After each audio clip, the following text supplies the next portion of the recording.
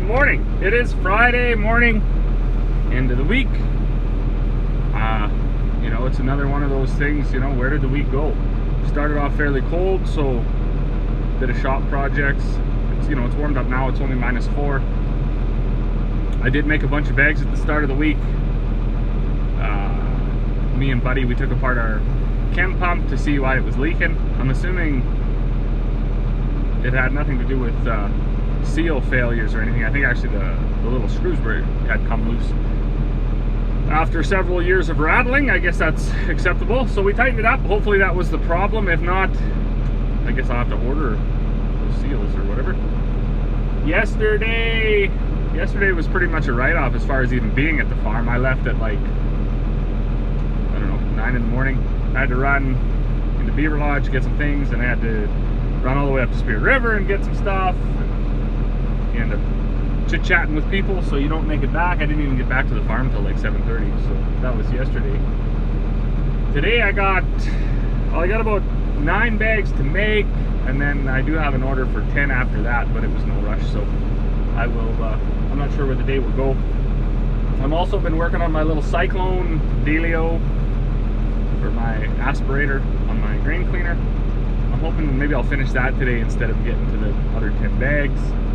But you just never know.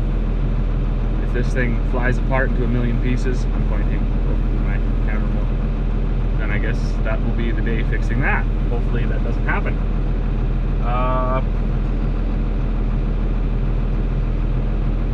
Interesting thing, I didn't know, but like a video I made a long time ago, a couple months ago I guess, I was on this like YouTube studio or whatever, and apparently it was like fixing John Deere hydraulic couplers on the back of the tractor.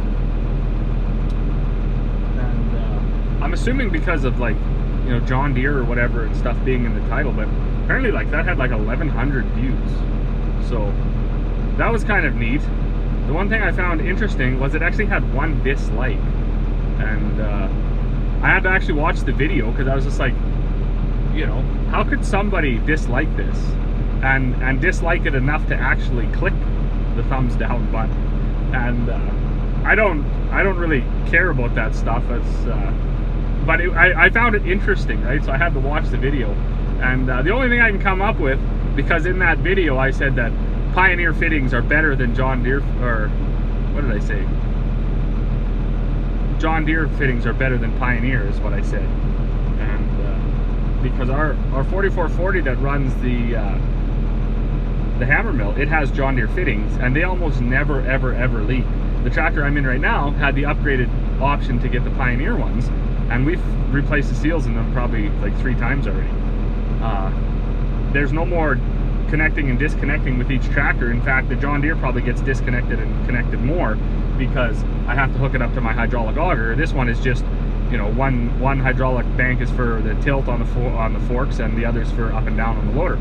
So they basically stay hooked up 360 days a year. We unhook them in the fall just to hook it up to the auger, because the augers lift up and down hydraulically. So undeniably, in my experience, the Pioneer ones are not as good as the John Deere ones.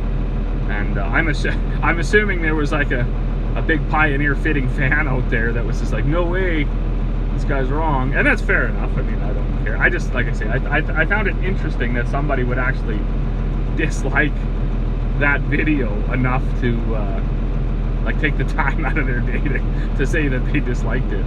So if you're watching this, whoever didn't like that video, I would love to know why. But anyways, my bag of oats is done rolling. I gotta hop out, fill up a 1,000-pound bag, and I gotta get with it. Corey and my daughter went into town. They gotta pick up some stuff. Gotta get one of those livestock waterers, a big tank, because of the unfortunate event that happened when we tried to thaw out the waterers the other day. Melted the pipe in the ground, and that'll be a summer project. We'll have to dig up around it to fix that.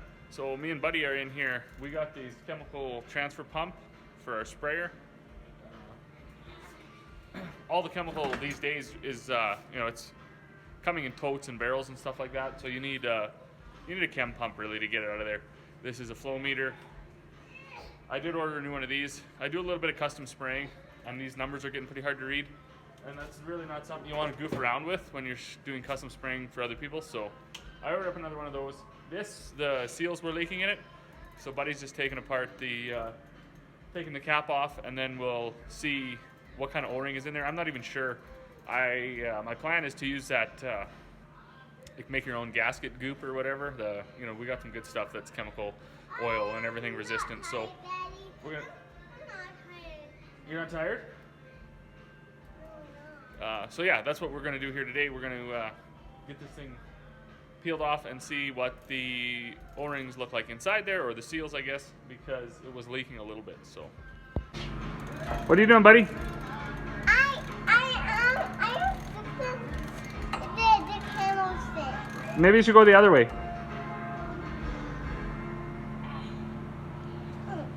Would that help? No, go this way. Now go. Keep going that way. Oh, I need to get there.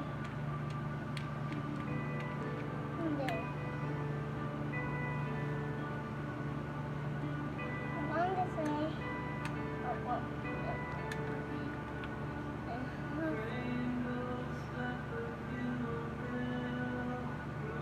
I'm doing it. You're doing a good job, bud. You gonna do the next one now? Do the next one.